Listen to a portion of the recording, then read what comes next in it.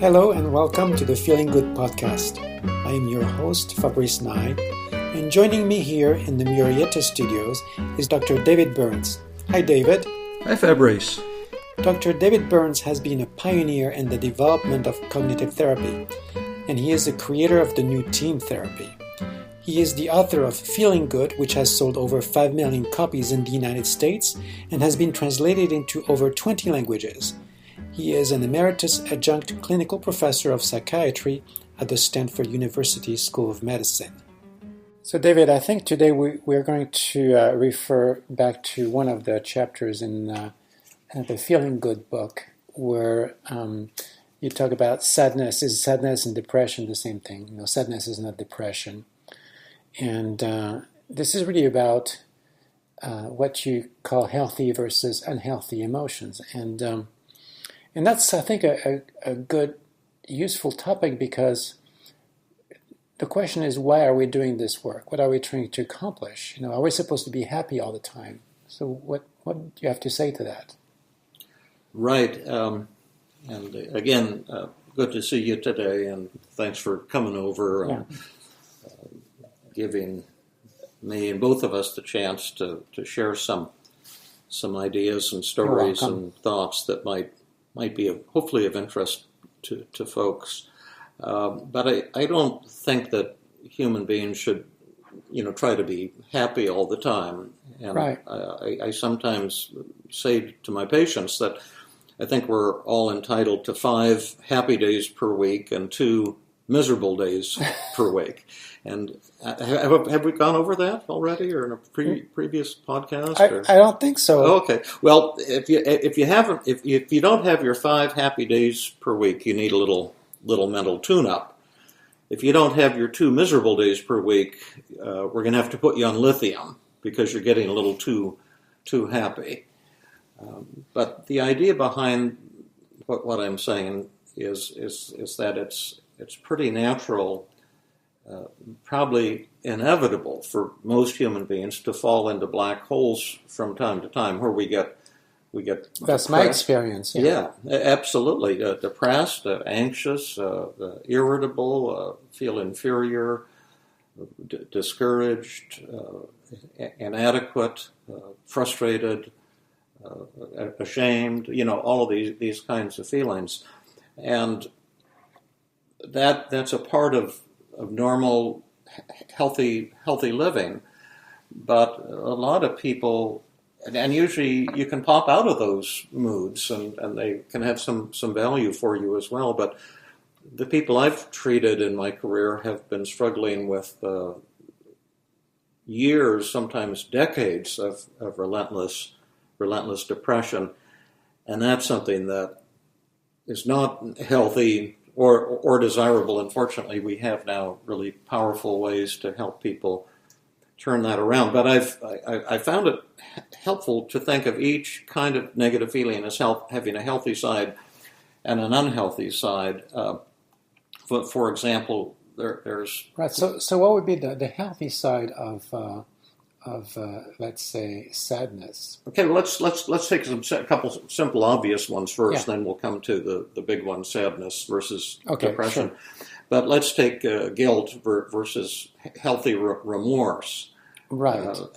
You might do or say something that hurts someone you love, and feel some remorse. I remember when my son was little, and there was something about him doing his homework, and he was being persistently irritating or some such thing. And I remember I snapped at him probably too sharply. Right, too hard, and he just kind of turned and started crying, and sadly started going downstairs to do what I was telling him to do, but feeling really crushed. Yeah. And I remember feeling this tremendous sense of remorse, and I went down and I picked him up in my arms, and I said, Eric, I have to ask for your forgiveness. I was just too harsh on you right now, and I want you to know that I just really love you, more than anything in the world. And that would be a healthy, normal reaction. as opposed because to... it gets you to do the right thing in a sense. Yeah, and then it comes to an end and allows you to get closer to someone and reminds you what your value system is. But I had so many patients, like a woman who came to me and said she was very severely depressed because she had the thought, I'm a bad mother, when that, of course, has all the distortions, overgeneralization and hidden should statements and all or nothing thinking and self-blame. Well, what had happened is she got a report that one of her sons was having trouble at school, and that she needed to come in and make a plan for, correcting whatever it was. Right. But instead of thinking, my son has a problem and we need to pinpoint what it is and then see how best to correct it, she was using all of her energy beating up on herself, saying, I'm a bad mother, rather than using it creatively to define and solve the problem. So you're pointing to the unhealthy side of guilt. Yeah, and the problem there was that her thoughts that trigger, neurotic guilt are highly distorted with all the distortions we talked about in previous podcasts. And that's one of the differences between a healthy and unhealthy emotion. In both cases, your thoughts create all of your feelings. The events of this life cannot affect you. That's the idea that goes back 2,500 years. But when you interpret what's going on in a distorted way, that'll lead to unhealthy feelings. And when your thoughts are valid, those are healthy feelings. For example, let's take another easy, obvious one, anxiety. Yeah. If you were an American, and you were to visit Egypt or Iraq or Syria or some Mideastern country, you'd be feeling a lot of fear as you walk around, and it's not the environment. In some cases, in many cases, and it's not the environment that's making, or Afghanistan, if you're walking around. It's your thought. And, excuse me, I keep bouncing on this table, and the thought would be something like, "I'm in danger. I could get killed. There's a lot of hatred here for Americans." And those are valid thoughts, and the fear that you feel would helps to keep you alive. But let's say you have the fear of flying, airplane phobia, and like so many people with the fear of flying, your fear is that the plane is going to run into turbulence and crash. And so before you get on a flight, or when you think about getting on a flight, you think, oh my gosh, this is dangerous, there's a high probability that I'm going to die, people with fear of flying, they often think it's like a 10% probability that the plane could run into turbulence and crash. Right. And so that's a distorted thought, magnification and fortune-telling, predicting something that's very unrealistic. Yeah. The patient with fear of flying has taken a real danger, like a 1 in a billion shot, and magnified it to a 1 in 10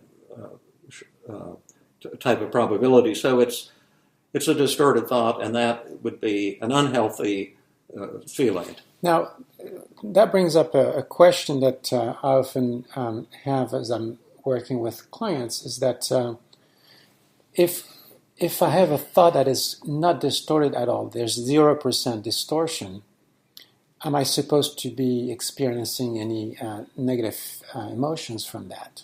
Yeah, absolutely, and I can give an example of that.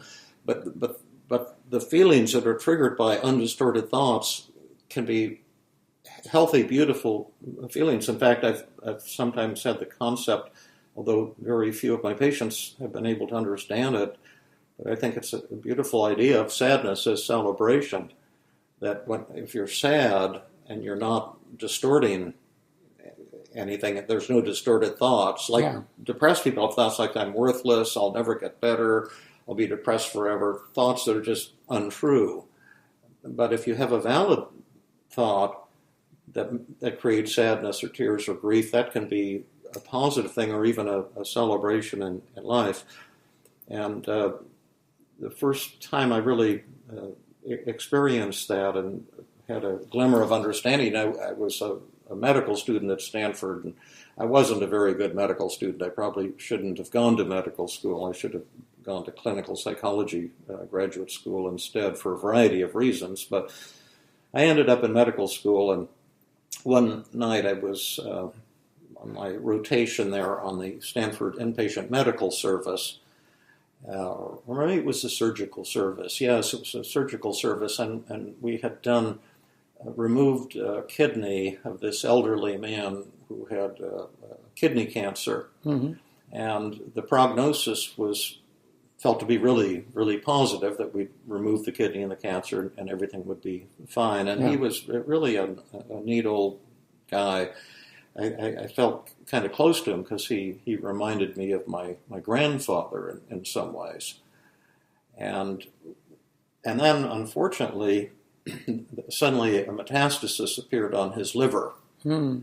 And in those days, this was a terminal kind of thing. It's bad diagnosis. Yeah. And he started going downhill really fast. And there was a kind of alert they sent out that he's getting more critical or whatever. And I remember his wife, who was also an older woman, came and sat at his bedside 24 hours a day. And at night she just let her head, fall on the bed there, and she wouldn't leave. And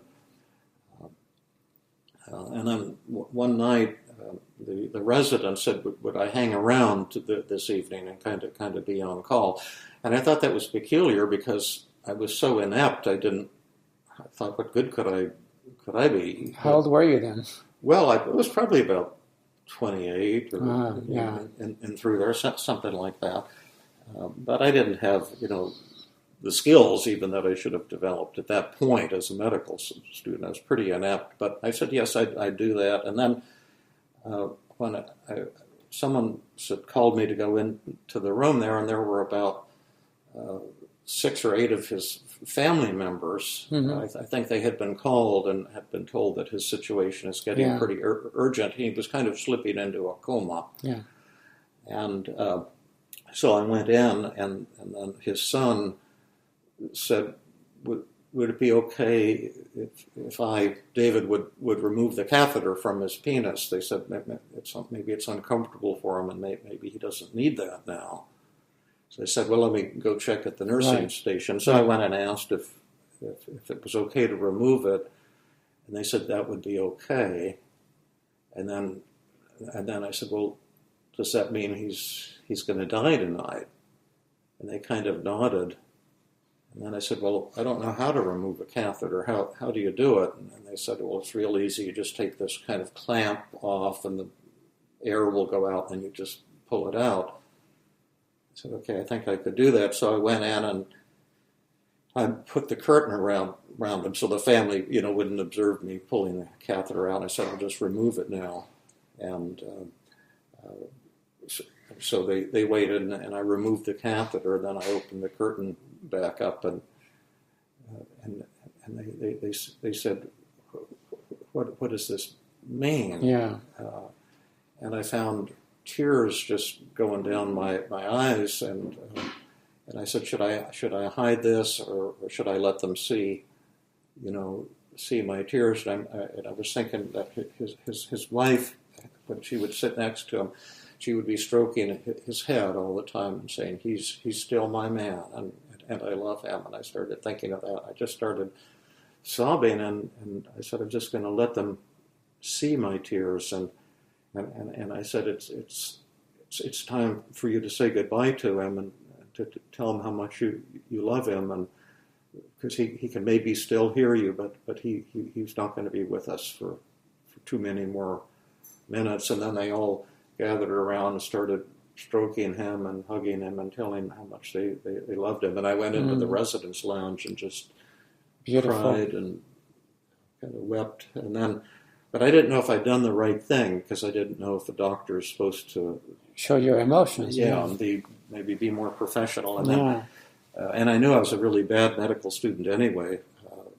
And then a couple days later, the chairman of the Department of Urology, that's the service that had removed this fellow's kidney, grabbed me in the hall and he said, could I talk to you in my office for a minute? And I thought, oh boy, I'm just going to get scolded. I messed up, yeah. Yeah, and I was pretty scared, and he took me into his office, and I looked at him, and he said, the family just wanted to thank you for what you did, and he said it meant a lot to them, and he says, I loved him too. And then he showed me a painting that this patient had given him of a horse. Apparently it lived on a ranch, and tears were going down his cheeks too. And that's to me a celebration to have those kinds of tears. That's actually for me a kind of a high feeling. That shows that you can love, that we're alive, that we have a passion for life and for the people we love. But depression is just the opposite, and you're withdrawing from life, and you're just beating up on yourself, and you don't feel love, you don't feel lovable, you don't feel productive, you don't feel worthwhile. And fortunately, that's something that we now, as you know, have some pretty incredible, amazing techniques for helping people overcome depression, sometimes with incredible speed. You know what that sounds like to me is that the difference between healthy versus unhealthy emotions is really the difference between aliveness and deadness. Yeah. If it makes you feel alive, even though it may not be comfortable, that's what health is about. Yeah, absolutely. Now, to add this, we had a little more information that we thought we might include in this podcast, and it might be inappropriate to go into an intellectual level after an emotional moment like that. But I think we can tell our listeners that they can pause here if they wish to do so. Yeah, and they'll come back to this. Right, sure. Another interesting construct or idea to share with the listeners. Again, it's a modern twist, thanks to Aaron Beck, on this idea that's 2,500 years old, that all of our feelings, positive and negative, result from our thoughts. And if you're having negative feelings, you're having negative thoughts. And Shakespeare kind of commented on this. Epictetus, the Greek philosophers, were into this idea. But what Beck has added to it, which I think is... And when you say negative, we're talking unhealthy, you mean? Yeah, well, no. Actually, all negative feelings, healthy and unhealthy, are caused by thoughts. But healthy negative feelings are caused by valid negative thoughts, and unhealthy negative feelings. So what does the word negative mean in this context? Well, as opposed to positive feelings. What is positive? Well, positive would be like happiness would be the opposite of depression. And just as we have healthy and unhealthy negative feelings, we have healthy and unhealthy positive feelings. I don't mean to be belaboring the point here, but what makes happiness positive? Well, it's the thought that triggers it, and if healthy happiness, and I'd like to get into this cognitive specificity a little bit. I think that's the thing I want to illuminate for the listeners. But for example, mania and violence and addictions result from positive distortions, unhealthy positive feelings, like someone who's depressed thinks I'm worthless, I'm a loser, I'll be depressed forever, and those things just aren't true. Yeah. But people who are manic or narcissistic have distorted positive thoughts, like I am the greatest, and I can do no wrong, and I'm going to be happy forever, and I can exploit people and use them for my own purposes because I'm better than other human beings, and war and violence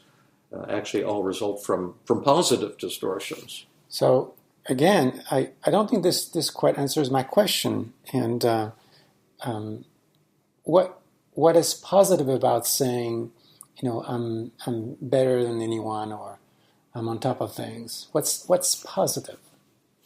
Well, I guess I'd have to ask you because I don't know what you're driving at, but I think that generally if emotion is positive or negative, it's kind of in the name. Like if someone is euphoric, we think of euphoria and happiness and joy as positive feelings, and we think of depression and sadness and anxiety and anger as negative feelings. But you might be driving at something more sophisticated or a little deeper.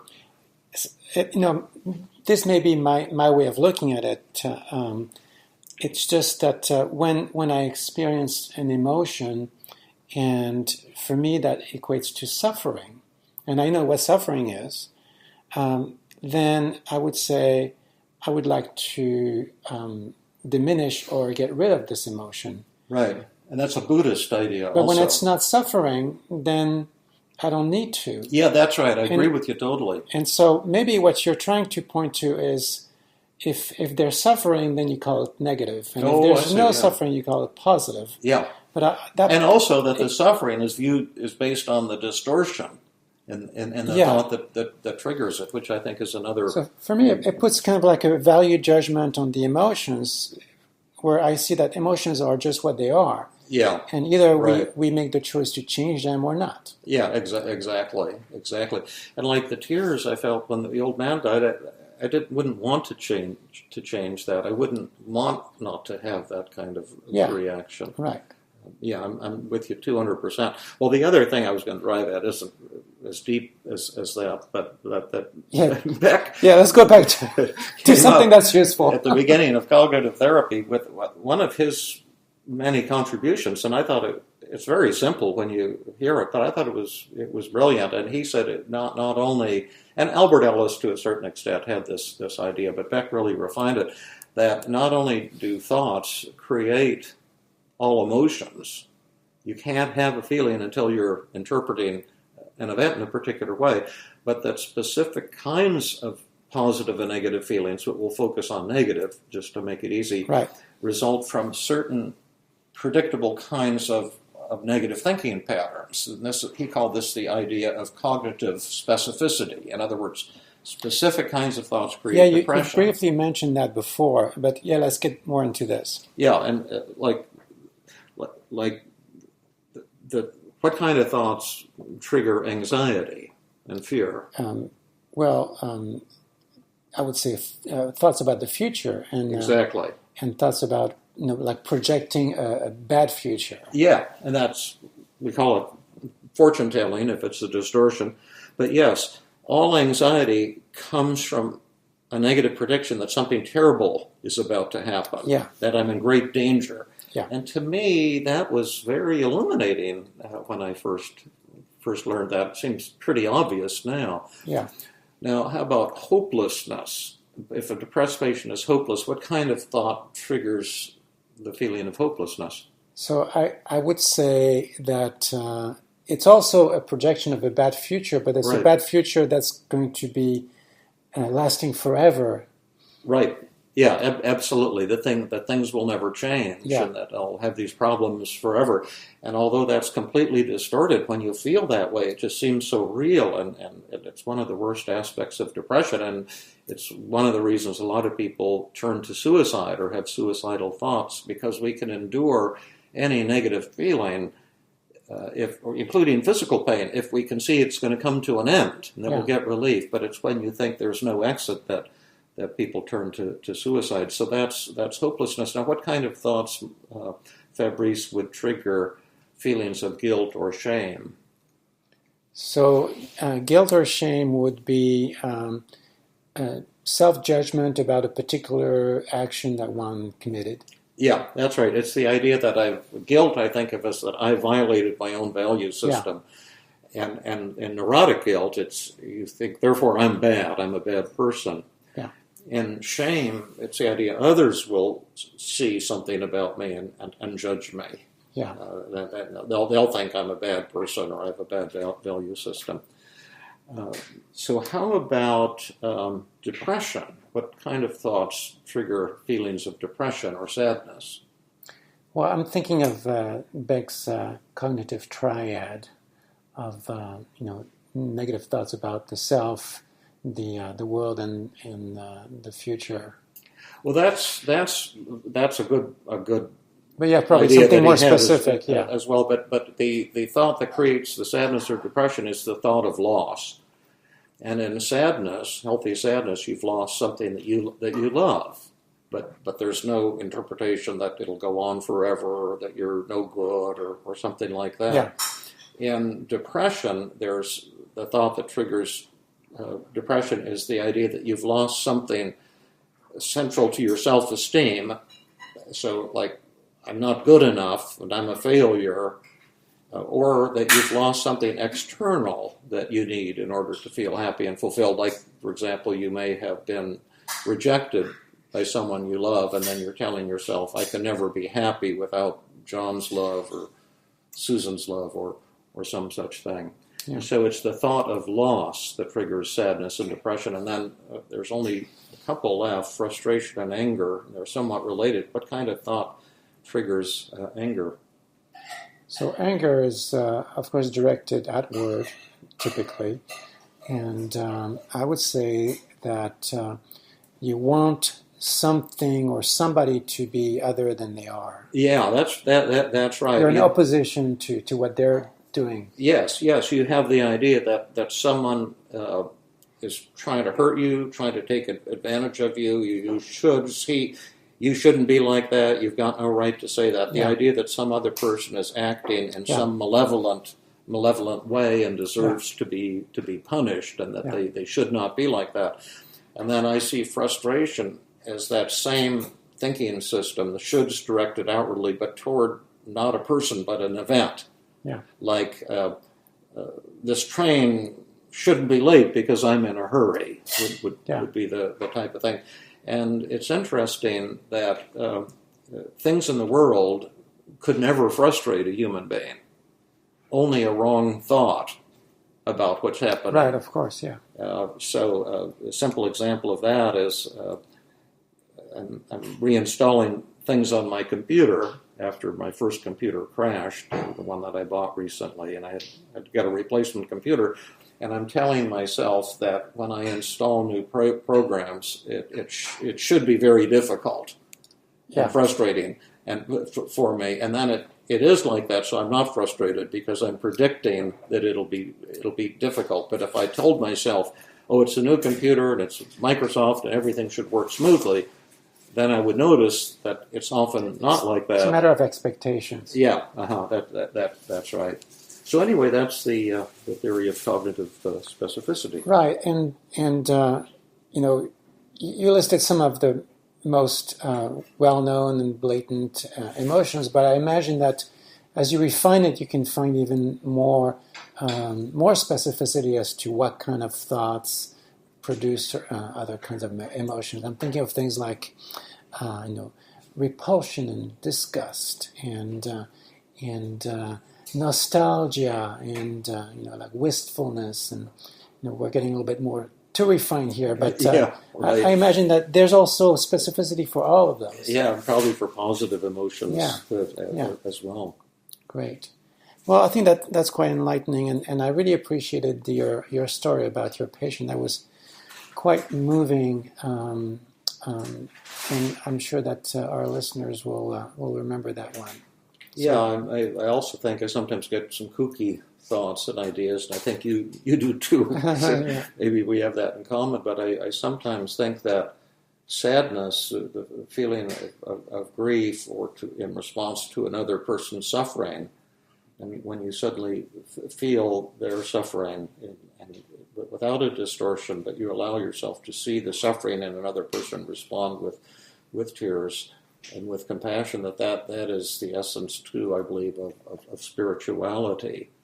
Yes, the moment you can stay with that and not feel like you have to fix it. Yeah, or, and then for the person to feel the love or the compassion that you have. And I sometimes think that if we were more open, I think we go around closed to life a great deal. That we have a persona we put on and try to look happy and have it together and this type of thing. But that if we could really see the suffering that is behind the facade hearts of so many people that we might be crying all the time, and that's maybe what would like some kind of really enlightened spiritual person, if such existed, would be feeling that, and that, but that wouldn't be a burden. That would be a kind of a source of joy or love or connectedness. Yeah, it's an expression of compassion. Yeah. Wow. Well, thank you for another wonderful podcast, David. Thank you, Fabrice, and thank you for listening, all of you folks out there. This has been another episode of the Feeling Good podcast. For more information, visit Dr. Burns' website at feelinggood.com, where you will find the show notes for this podcast under the blog page, and where you can leave your comments and questions. The website has an abundance of resources for therapists as well as non-therapists, including books, workshops, a list of online training groups around the world, and much more. Theme music is Gypsy Jazz in Paris, 1935, composed and performed by Brett Van Donsel. I am your host, Fabrice Nye, and I invite you to join us next time for another episode of the Feeling Good podcast.